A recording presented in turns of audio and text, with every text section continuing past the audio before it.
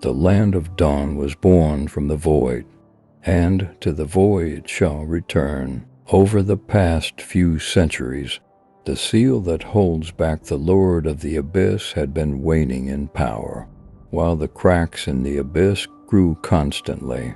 The Lantis Mountains could no longer withstand the crippling corruption of the abyss, and humanity was forced further and further north in order to survive. With this, the Lord of the Abyss fully awakened, and his demon forces reached the walls of Monion's cities. Humanity began to understand that their apocalypse was nigh, but then a ray of pure light appeared and provided Monion its protection. The people cast their gazes skyward, seeking out of the source of this divine light. It was then that they realized this was a sign that the Lord of Light has awakened too. The powers of light and darkness sprang into action, and the endless war descended upon the lands once more. Tragedy and warfare abounded, wreaking destruction upon all life, never to be reborn. In such an era it seemed that nobody could halt the spread of war. 1,000 years passed, then 300 more, yet still the conflict waged with a growing intensity, showing no signs of stopping. It was into such an era that Nathan was born. As he grew up in Eruditio, Nathan proved himself naturally gifted, whether in science or magic. He achieved attainments unimaginable by any normal man. As the years passed, the turmoil of war had rent a terrible scar upon the hearts of the people, never to be healed. This despair was a heavy burden borne by all, even the young children, and none more so than the eruditions, who as humanity's last hope now form the peak of human wisdom as built over millennia. Hence Nathan walked the same path as the other scholars, from a young age taking on the task of saving this world. Several years later, the youthful Nathan had already become the driving force of Eruditio, taking an active part in various important research projects.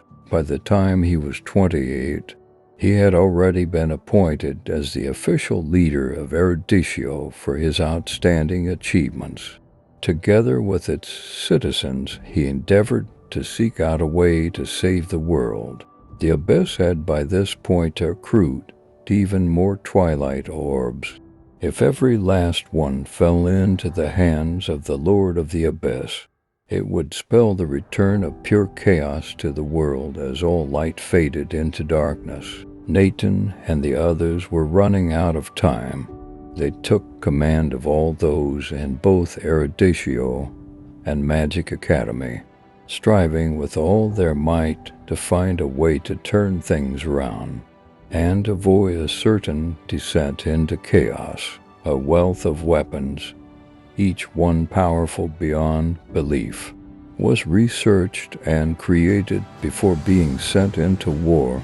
Nevertheless, humanity remained vulnerable under the threat of the demons and their twilight orbs. The plan to halt the Lord of the Abyss advance was already less a plan of action than a wish, something that cast humanity even further into despair. It was at that somber moment that Nathan stepped forth once more and presented a new idea, the creation of a time machine. It was a wild fantasy of an idea, one that seemed to raise more problems than it solved.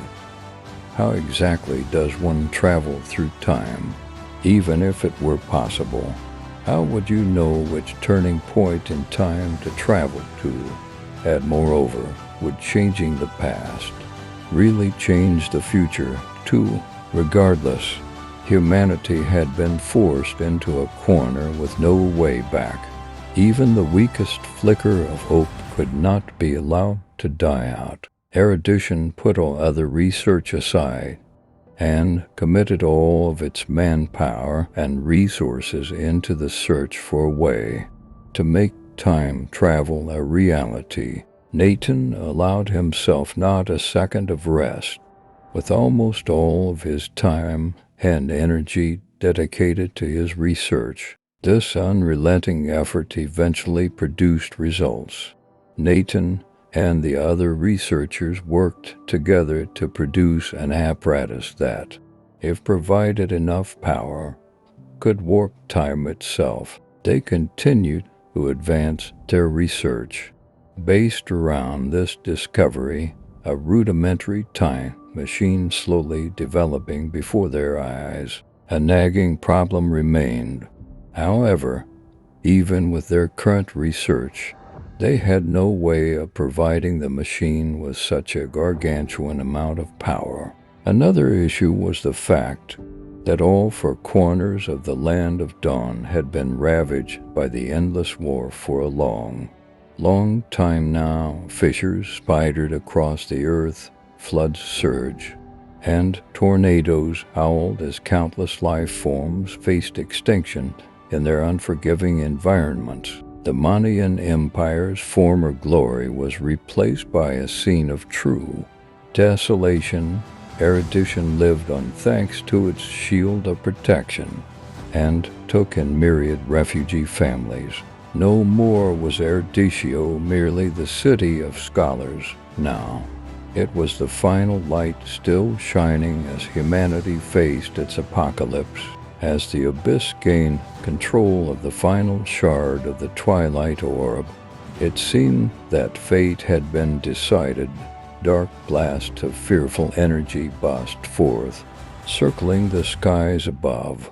As the land of Dawn let out a pained cry, it felt like it would be split apart entirely before long. The final bastion of humanity, Eruditio, stood alone as it strived to kindle its dying flames of hope. However, it was precisely then that a miracle came to be. The explosive power that blasted from the twilight orbs resonated with the time machine, and so Nathan hurriedly activated the device. It shook with an awe-inspiring energy that surged into its hollows and shined with a warm and mighty brilliance as if it were alive. Beyond the lab, darkness encroached upon the land as it descended from the skies. The defensive network had been devastated by the blast of energy, and now an unstoppable tide of demons flooded into the city en masse. Buildings toppled, and the streets went up in flames. Everyone knew all too well that this was to be humanity's last stand. More than this, they all knew very well how it would likely end, though failure hung heavy over their heads.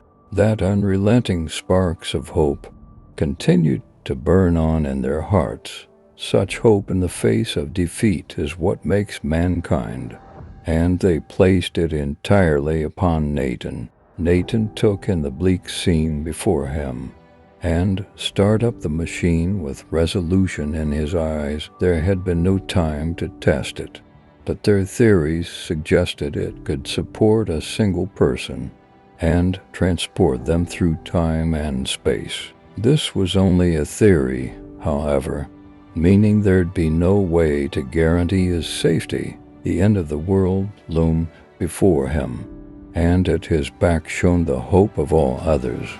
Nathan shouldered the expectations of humanity and stepped into past.